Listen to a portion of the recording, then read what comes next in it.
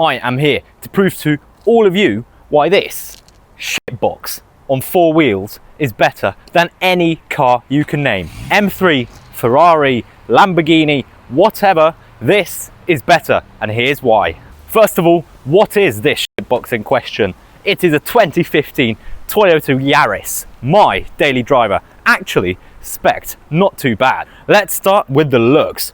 Looking like an angry Indian from the front with these slimmer headlights than the previous generation, and this kind of metal line that goes through there, and this lovely cheap plastic grille. And then if you come round to the side, you get wheel arches that are not flared at all. They are tiny. The wheels on this car are also tiny and bad.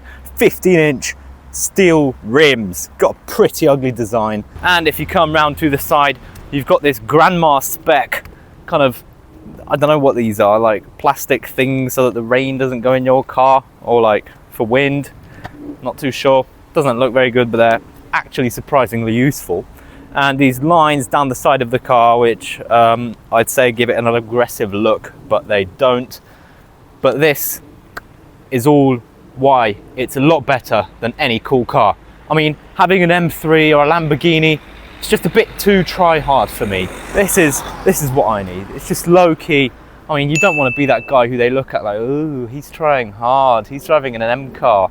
You want something basic and boring. Round the back, things don't get much better. Although I do think it does look slightly more aggressive from the back. There's a £10 exhaust tip on there from the closest store I found, which at least gives it some nice kind of alloy look. It's not that ugly one from factory. You do have the Yaris badge, nice and silver. 1 windscreen wiper. Why would you have any more? 1 is enough. Again, Lamborghinis, no rear windscreen wiper. Not good. You need it. You need to clean your windscreen. It's all a bit crap, but I love it. If you open the boot, there's actually quite a bit of space. It is packed with Minecraft headbands, old football shoes, sales YouTube accessories, IKEA bag, suit hanger. There's everything you could ever need in this car. And also you have below boot storage, or under boot storage, which again you can pack full of, you know, tools and windscreen wipers and bags. And the hat rack also there, but you can take it off pretty easily. So with the boot, that's 2-0 to the Toyota, 0 to the Lamborghini, because you do not get a boot in a Lamborghini, and you could definitely not fit that much stuff in it. And also this is less flashy, so yeah, 2-0 so far.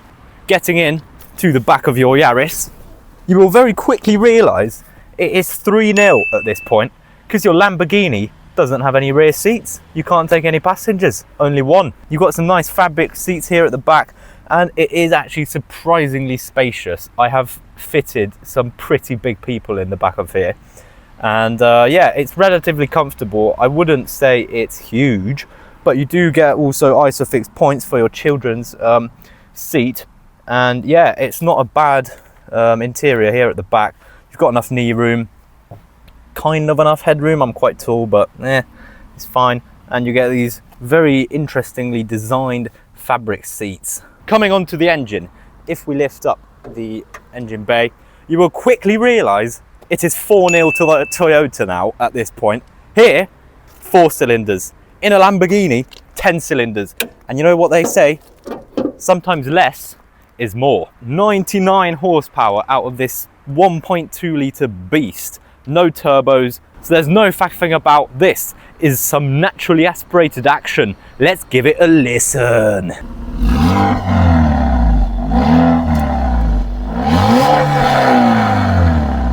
Whoa, absolutely lovely.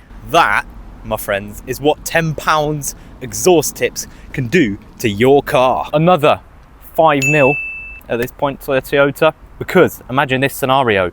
You have hit person. You want to see what kind of person was that. If you look down the engine bay of your Lamborghini, you will not see. However, if you look down here, you will see it is your brother. You think there's not enough weight reduction in this car. You are wrong. Take a look at this. The foam has been taken out completely. If you take this out, you'll be able to hear the insane sounds of this engine from the front. So, as you may have heard, I think that's now 6-0 to the Yaris, because it just sounds better than a V10 in my opinion, or a V12. You don't need all that Venus. In the cockpit, let's listen to it from here. Oh, I think everybody in the neighborhood can hear us now. Right, steering wheel is actually better than on any Lamborghini.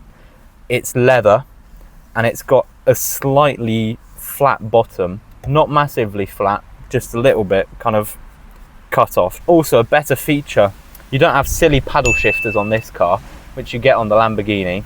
Don't need that, manual all the way. The dashboard is rather analog. You've got on one side the rev counter, in the middle the speed, and on the side you've got the fuel level, how much fuel you've got left. But in the middle you get a digital display, which you don't get on the Lamborghini. So that's like 8-0 now. And on the digital display you can see all sorts of things like fuel efficiency, how much you've run with this car, trips, and all sorts like that. These feel cheap, which is fine. 8-1 then, because these would feel expensive on a Lamborghini. So that's 8-1. The horn sounds a lot better than on a Lamborghini. It's just cute, innit?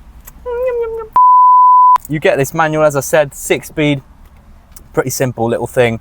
But there's actually a surprising amount of storage. You get 2 cup holders down there, kind of a sunglasses holder. You can store your sunglasses, and you've got a cigarette lighter, which you can plug in, you know, all sorts of USB and Bluetooth and, you know, things like that. And there's even another USB port. And you get physical buttons, which you don't get on the new Lamborghinis because they're all touchscreen. You don't get touchscreen on this. Actually, you do. You've basically got the air conditioning and the heating, cooling on this kind of little bit. You can set the speed of the fan, you know, auto, and you have dual climate control. So it can be 50 degrees here, 20 degrees here, and yeah, don't have that on the Lambo, do you? 9-1. You've got the screen, which is, I dare say, a weak point of this car. It's pretty slow. I mean, you've got the trip information, for example, how much you average speed, your range left, and the past trips. That's 6.7 litres per 100 kilometres. 10-1 to the Yaris, a lot more efficient than a Lamborghini would be. But I mean, does it work? Yes, it does. So that's all that matters. You've got a glove box, which is bigger than on any Lamborghini, and it's full of filth now, so I won't show you that. You've got here a holder for your sausages, which you can just stick in there. Again, you could argue, but that's 11-1 now at this point. This is actually hard and scratchy, but a little bit soft. I'm not really sure, but this is soft, for example. It's like squishy. Not amazing, but you know, it is what it is. You've got electric windows at the front and the back. Not automatic though, however, only on the first one, like that. I don't think you get electric rear windows in a Lamborghini, so that's 12-1. You get seats, which do not hold you in place, but then again, they don't have to, do they? Because you've only got 100 horsepower, and it takes about 15 seconds for it to get from 0 to 100.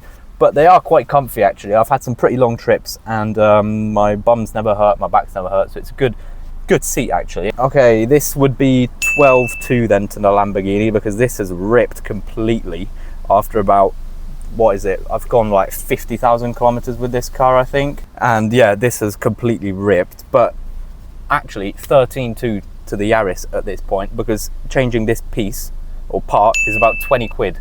On a Lamborghini, it would be about 500. And in here, you do get some decent storage for a pen, for example, and for some coins for shopping. And I just kind of throw everything in here that I don't really need that often.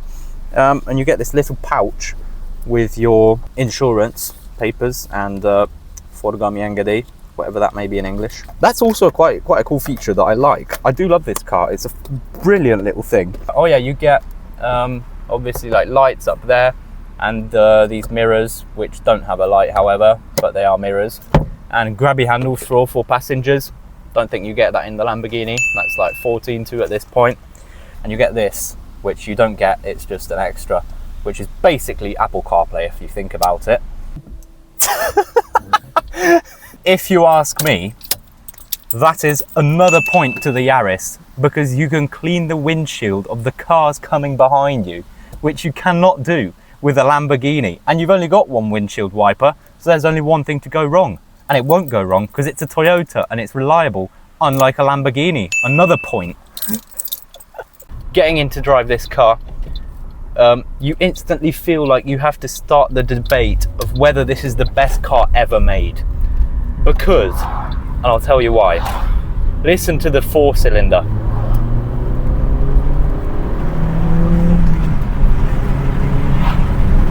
It sounds fantastic, and I mean that, which is another point to the Yaris, because a V12 doesn't sound that good really.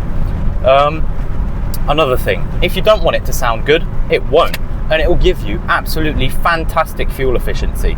I'm averaging, and I drive mostly in town. At the weekends I drive out of town, 6.5 litres per 100 kilometres, which is mind-bogglingly good for only town or city driving.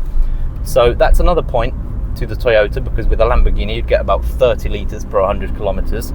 The steering feels very responsive, as it is kind of like a small light hatchback, and you can kind of wiggle it and wobble it however you want, and you can feel the feedback from the road basically. So it doesn't feel like you're disengaged really from the road, which is a good thing in my opinion. And it's very precise, like it really goes where you want it to go, as it is hardly it hardly weighs 1 ton.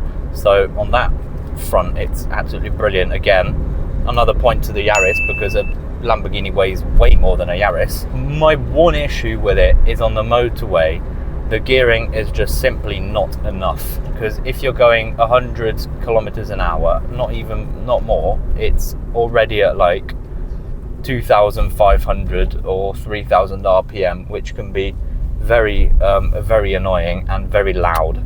So maybe that's fine. 1 point to the Lamborghini, that's like 53 at this point. At the end of the day, let's take it serious, a bit more serious. As I said in the video I've already done of this car that you can watch in the right hand corner above, it's a POV video, and I'm very gloomy in it. I'm sad and I feel, you know, kind of disheartened because I have to review this car. I don't have to, but I felt like I had to. And now I feel I appreciate it a lot more, because it's given me so many nice experiences and it makes life so much easier for me. I can go to the gym with it, I can go to Ponna's house with it, I can take her to McDonald's when she wants to go to McDonald's, I can drive to the football pitch with Danny, I can drive to the airport to pick my mum up. It just makes it so much easier. And at the end of the day, in my age, of course it would be brilliant to own a, I don't know, Golf GTI or a Golf R or an M car or anything really, you know, special. But first of all, there's no way I could keep that thing rolling, any of those, because I don't have the money. I don't have a stable job yet because I'm a student. So that's another strong point for this Toyota, is it really is cheap to maintain. It costs barely anything. So yeah, once again, another point. A fantastic thing in it is that first gear, well, it's good and not good at the same time, because the gear ratios are extremely short. Like, I'm cruising at 40 kilometers an hour in 4th gear, so it's at 2,000 revs nearly. So it's pretty crazy how short geared this car is, but that is because it's meant for city driving. And when you're coming out of a roundabout or a junction in 1st gear, it's so nippy. It will really get going really quickly if you do it properly. And then you can just cruise in 4th gear at, you know, 20 miles an hour and it'll be fine. To summarize it, it beats Lamborghinis, Ferraris, any car you want. It's cheap, it's absolutely hideous, so no unwanted attention on that side. Fantastic little car. Another 2 points to the Yaris, I'm afraid. 1, rear camera, which will help you park into any space you please.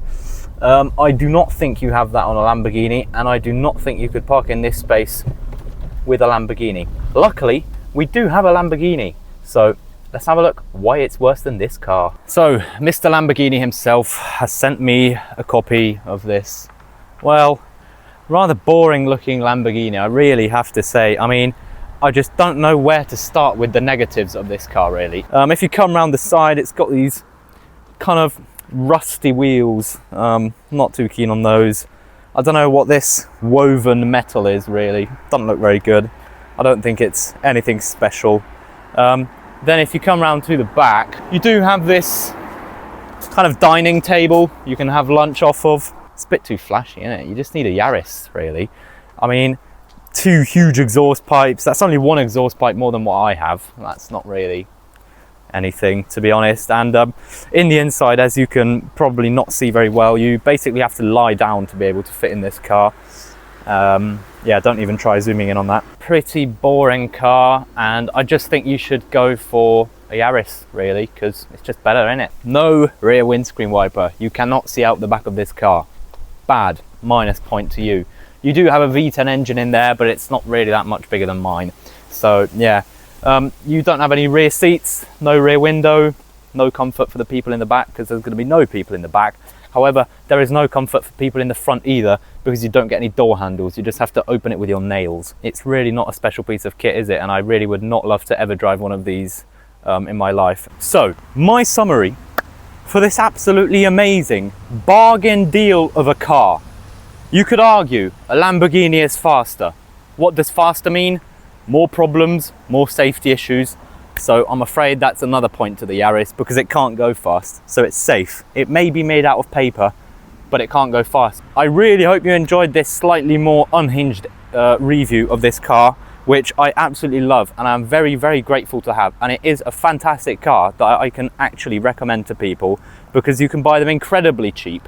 You can maintain them incredibly cheap, insure them very cheap, and they do what you want them to do. And it's always so fun to drive, even on twisty little roads. So I really, really do love this car, and I hope you enjoyed this review. If you did, make sure to like and subscribe so you don't miss out on the future videos, and I'll see you next time.